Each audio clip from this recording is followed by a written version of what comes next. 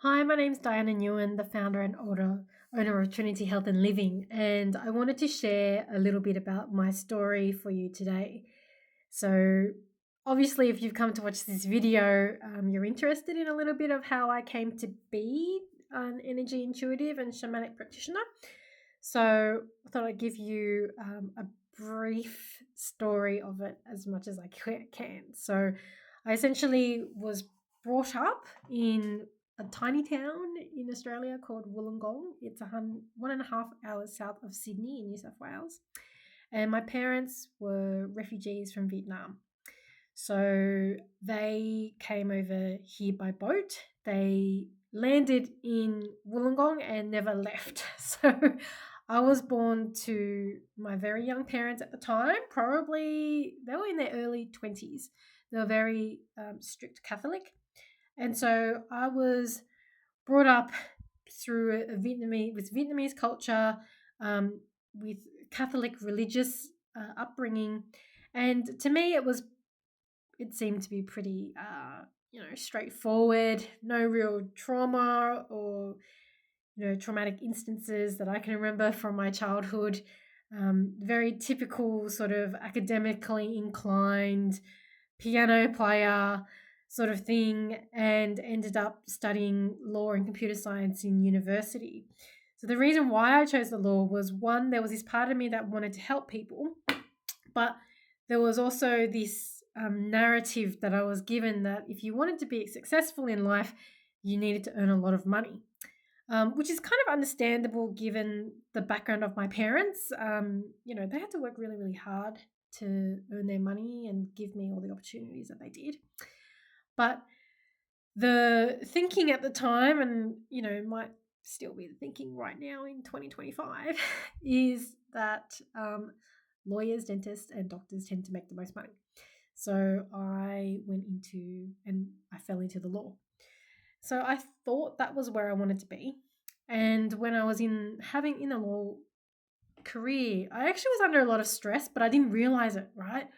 Because you don't really know what you don't know in a way. And so I was dealing with a lot of work, dealing with different people, and I'd come home and I'd be really angry and I didn't want to talk to people. And it was just, I was a really negative person as well. And some people had commented on that, but I didn't really see it at the time. And so it came to a point where one of my personal assistants in a law firm kind of told me, she's like, oh, when you were just sitting there doing work, I noticed that you're a really, really angry person. And I was like, oh, well, I don't really want to be like that. So let me explore it a little bit more. And so that took me down a path of, seeing a chiropractor who practiced kinesiology as well. She would do certain things to me and I wouldn't understand why, but there was some sort of change in my behavior for the better. And so I kind of got hooked onto that, and would constantly be seeing this particular chiro and kinesiologist during my law career, because I found that helped me deal with a lot of stresses actually. And then it got to a point where first home buyer, and I was going through settlement. I was living up at Sydney at the time, and all of a sudden my lower back went. Like, I'd never ever had that sort of thing happen to me before. I could barely walk. I couldn't pick up bags of shopping or anything like that. And my boss at the time said, I need you to go see this particular massage therapist. He practiced biodynamic craniosacral therapy, and I went to see him, and he hadn't even looked at my body. He hadn't even touched my body yet, but he just pretty much looked at me and said, why are you worried about finances and money? And I was like, oh my God, how do you know that? And all that sort of thing. And so I started to go see him more because I was really curious about how can people kind of tell other, like, kind of know more about me than myself, and more about me on a emotional or psychological level as opposed to the physical level, right? And so that kind of took me down this path. And as a lawyer, I used to mentor startups. And one of the things that I'd always say to the startup people was, what are you passionate about? And so I felt like a hypocrite by not doing it to myself. So I turned the question onto myself, and I was like, you know what? I'm really passionate about personal development and knowing more about myself. And as I was kind of exploring that a little bit more and working more with my massage therapist, I decided, right, I actually don't really like the law. It makes me angry. I become like a real rageful person, and I don't really like that. So maybe I want to explore a career change and going down the massage therapist path, right? So I made that decision and I signed up to a massage course, and I went back home to my parents and threw out all of my law books from university. So this is like, I don't know, 13 years worth like of law books just sitting there. So I went home and I threw it out. And then the next day I woke up in bed at my parents' home, and there was all this energy that was like pulsating through my hands and my arms. I couldn't explain it. I thought I was going crazy. There was so much that I actually couldn't lift them off the bed, and I was going, what the hell is going on, sort of thing. And that took me on this journey of trying to understand more about this energy component to us. And, my massage therapist kind of pushed me down that path a little bit more, the intuitive path, because the more I was working on people, I realized I could feel a lot of things that they were feeling, and I would take on a lot of stuff that they had. And I went down the path of studying energy healing whilst I was studying massage and biodynamic craniosacral therapy. And it wasn't until I went to a shamanic healing retreat where we were initiated into the 4 elements and had a lot of deep healing that I realized, whoa, I actually realized my purpose in this lifetime. And it was to be a person who could help people heal.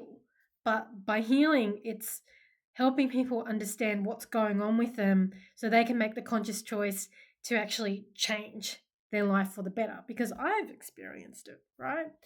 And the healing retreat kind of opened me up to a lot of my psychic abilities, which I had not really tapped into when I was a child. There was one incident that I tapped into as a child where I saw certain things and it scared me, so I kind of blocked it off, and then that was it. But from that retreat, I guess, my psychic abilities were beginning to return, and they were returning tenfold. And every single time I'll be working with my guides and working on people, I would be learning more and more and more and more and more. And for me, it's always very important to not be up in the woo-woo spiritual, love and light sort of thing, but be accessible to people and be able to explain to people what exactly is going on with them. Because we are not just a physical body, we are a soul. There is an emotional component, a psychological component, a spiritual component to us that's all interrelated. And I realized that, I wanted people to understand this about themselves, because the more you get to know this about yourself, then you'll realize that a lot of the things that have happened have kind of shaped you to be who you are. Some of the beliefs and thought patterns that we've had might not necessarily be true for you. And it's a process to actually, undo all of that. So for me, the biggest thing was working with my inner child and realizing actually that anger that I mentioned before actually was a result of my childhood upbringing, which was, whilst my parents, did their best, but I was really controlled. I wasn't able to do certain things out of their fear, and I always thought that I had to be the good girl. And so being the good girl, it was always doing whatever my parents said, right?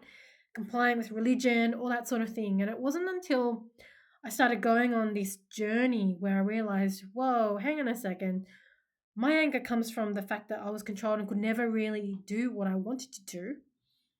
And then I started questioning, why is the Catholic religion like this, and it doesn't make any sense because there's just too many things that don't make sense in this, like in the teachings and all that sort of thing. And as I started to unravel and peel back all of those sorts of beliefs, my world started opening up so much more, to the point where I am now, where I've got these tools and these insights to be able to help others achieve what they want to achieve and really understand themselves.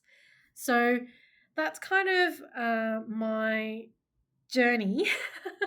And it's constantly evolving. So even though, I've had quite a number of years of doing this sort of work now, having walked away from the law quite happily and not really turned back at all, I'm constantly learning. I'm always in awe at what, my clients bring to me and what spirit brings to me. And for me, the journey of discovering who I really am, it's that journey of a spiral. So my inner child likes to keep giving me stuff. But it just means that we can go deeper into it, right? So thank you so much for listening to my story. I hope part of that's kind of resonated with you, and you can see the type of person that I am and how I would be working with you. And yeah, just know I'm just a normal human being, just like you are. I'm a sister, I'm a daughter, I'm a granddaughter, I've got a son who's almost 4 years old. So, I understand what it's like to be you, but I also understand what it's like to move through challenges and get to the other side where the grass is so much greener. And I'd love to be able to assist you in getting to that point as well. So if you feel drawn to me, feel free to reach out for a chat or book in a session or anything. But first and foremost, thank you very much for sitting through this entire video and listening to my story, and I hope to see you soon. Bye.